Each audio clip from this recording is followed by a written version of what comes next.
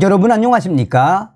얼마 전에 탈북민 출신 국회의원인 국민의힘 태영호 의원을 향해 북한 쓰레기, 반역자라고 했던 민주당의 주사파 운동권 출신 국회의원들, 조선일보가 김일성, 김정일을 추종한 주사파 운동권 무리들의 집합체인 민주당을 발칵 뒤집어 엎었습니다.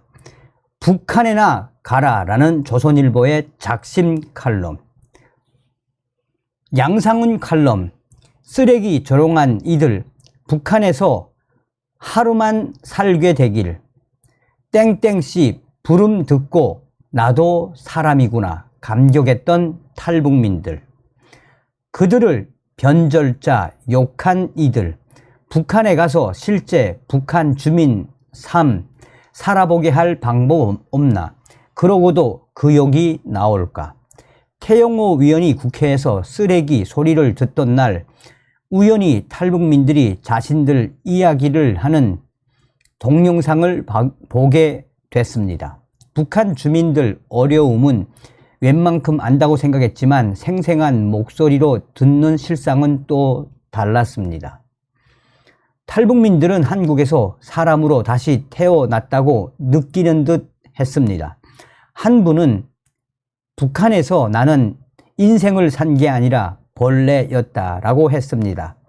한 분은 국정원에 도착해 환영합니다라는 말을 듣고 우리가 한국에 한 일이 뭐가 있다고 우리를 환영하나라는 생각에 울컥했다고 합니다.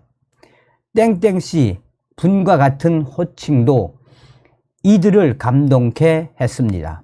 동무 아니면 야만 듣던 그들이었습니다. 벌레 같았던 우리가 여기서 사람 대접을 받는다고 느낀 첫 순간이었다고 했습니다. 그분들은 인천공항에 처음 도착한 순간을 잊지 못합니다. 한 분은 그냥 인천공항에서 살고 싶었다고 했습니다. 탈북민들은 우리가 모르는 우리를 알려준다라며 그분들끼리는 인천공항에 내리면 화장실부터 가봐야 한다는 얘기를 많이 한다고 합니다. 깨끗한 화장실, 더운 물이 나오는 수도가 우리에겐 당연하지만 그분들에겐 신기했다라고 합니다. 탈북민들은 모두 밤에도 밝은 세상에 충격을 받았습니다. 그게 얼마나 대단한 것인지는 자기들만이 안다고 했습니다. 전기가 언제 나가는지 잠을 안 자고 기다렸는데 날이 밝도록 전기가 들어오더라고 했습니다. 그분들에게 주민등록증과 여권을 받는 순간은 감격이었습니다. 한 분은 갑자기 나도 모르게 대한민국 만세를 불렀습니다 라고 했습니다. 그때까지 죽을 고생이 그 순간에 사라졌다라며 주민등록증은 자유이고 생명이었습니다. 탈북민 신변 보호를 위해 한동안 배치되는 경찰관도 이분들에겐 놀라웠습니다. 괴롭히고 빼앗고 때리는 보안원만 아는 이들은 경찰의 보호 자체가 신기했다라고 말했습니다. 한 번도 보호를 받아보지 못한 사람들이었습니다. 북한에서는 조사를 받다가 조사관을 쳐다보기만 해도 때렸다라고 합니다.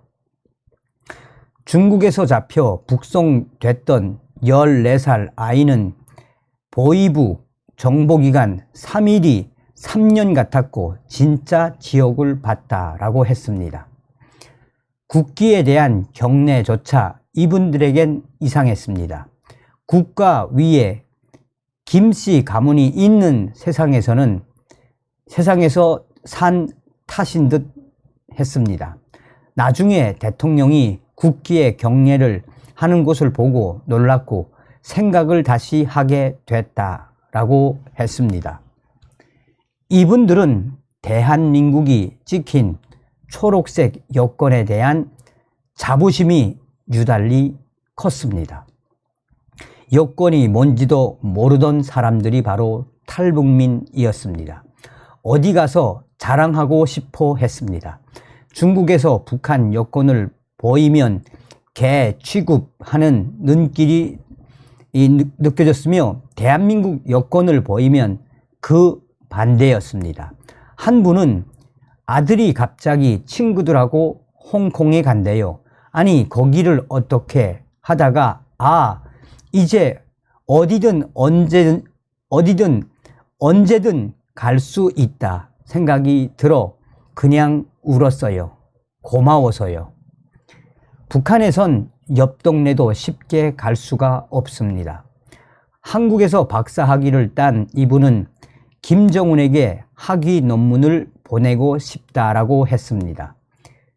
내가 사람 취급도 안 하던 내가 박사가 됐다라고 하고 싶어요. 한국에서 우연히 TV 출연을 한 분은 다음날 전국에서 폭주하는 주문을 밤새도록 받으면서 계속 울었다고 합니다. 고맙습니다. 잘 살겠습니다. 라고 그 탈북민은 말했습니다. 승용차 구입은 이분들에겐 기적 같은 사건이었습니다. 한국 드라마에 나오는 것처럼 선글라스와 장갑까지 사서 아무 곳이나 달렸습니다. 내가 전생에 나라를 구했나 보다 라고까지 했습니다. 다른 분은 북한 군 복무 중 아버지가 돌아가셨는데 집에 갈 수가 없었습니다. 보내주지도 않지만 보내준다고 해도 며칠이 걸려 도착하면 장례가 끝난 뒤라고 했습니다. 이분들 사이에서는 음식 화제가 끊이지 않았습니다. 한국에 와서 갑자기 체중이 15kg이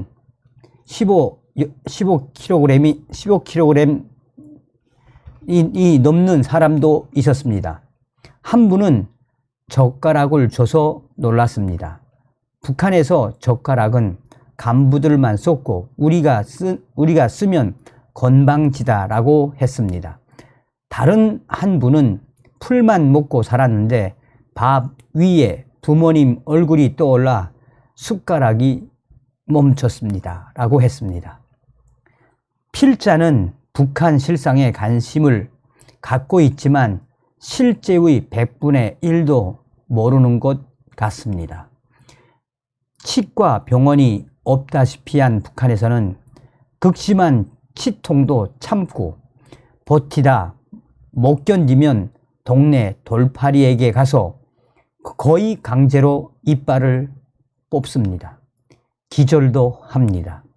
다른 치료가 없으니 한 분은 젊은데도 틀니를 했습니다.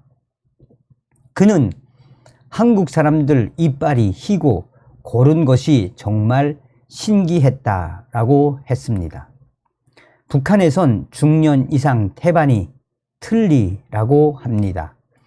칫솔질은 안 하거나 가끔 하는 것이고 칫솔 자체가 귀해 평생 칫솔 한 개로 사는 사람들도 있다고 합니다. 치과만 아니라 위려 전체가 이 지경일 것입니다. 한 분은 얼어붙었던 우리 마음에 봄이 왔다라고 했습니다. 또 다른 탈북민 분은 한국에 와서 저녁 노을을 처음 봤습니다. 북에도 노을이 있겠지만 눈에 들어와서 느껴본 적이 없습니다. 라고 했습니다. 14살에 북송됐다 재탈북해 성균관대를 졸업한 청년은 국회에서 일했습니다. 그는 북한에 있었으면 어떻게 됐겠느냐라는 물음에 여러 가능성 중 첫째로 죽었을 것이라고 답했습니다. 또 다른 탈북민 분은 수십억 원을 준다고 해도 북한에 안 갑니다. 굶어 죽는다 해도 여기서 죽겠습니다. 라고 했습니다. 태영호 위원에게 쓰레기라고 하고 탈북민들에게 변절자라고 했던 사람들은 모두 북한, 김일성, 김정일, 김씨를 추종하던 주사파 운동권 출신입니다. 태영호 위원에게 쓰레기라고 하고 탈북민들에게 변절자라고 했던 사람들은 모두 북한, 김일성, 김정일, 김씨를 추종하던 주사파 운동권 출신들입니다. 불가능한 일이겠지만 정말 그들이 몇 달, 아니 단 하루만이라도 북한에서 실제 북한 주민들의 삶을 살아봤으면 합니다. 그러고도 쓰레기, 변절자 소리가 나오는지 보고 싶습니다. 훌륭한 칼럼을 써주신 조선일보의 양상훈 주필님 감사드립니다. 감사합니다.